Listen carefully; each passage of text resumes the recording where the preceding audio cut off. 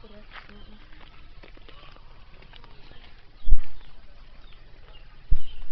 Ay, saray-saray dito amin.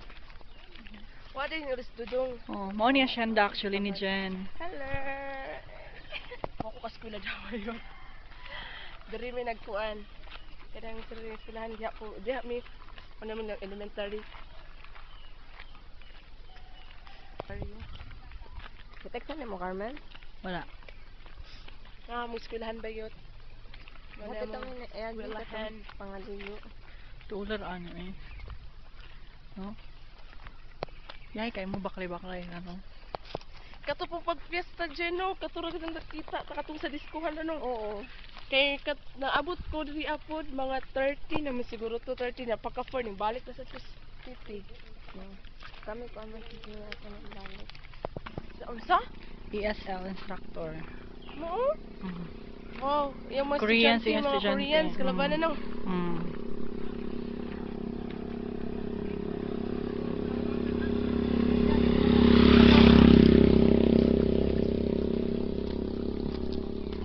Asa man sila magtanong og balanghoy?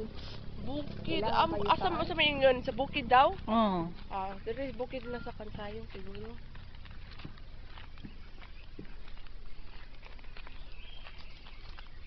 Si Richard, umuli no? Hmm. Ganahan uri ang baka dito. Pinasuya-suya lagi na matapag fiesta. Ikaw mo uli fiesta, hala ka, waka.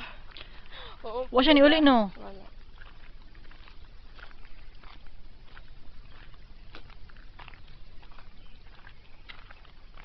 Welcome to Hacienda.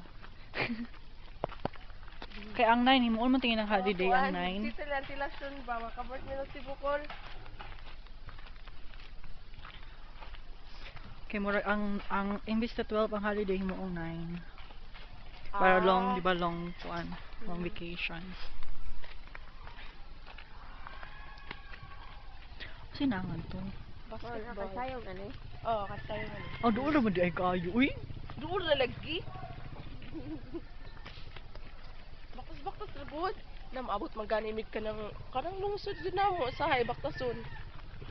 Pila na ka kilometro sa dapit. Yan ang pagsusuka.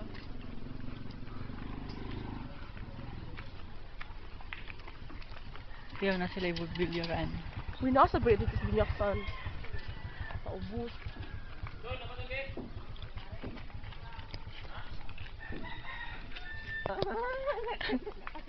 Actually, hacienda ni nila Jen.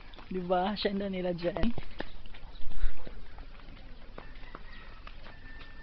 Siya na, lami. Kuno kay bus. Oh!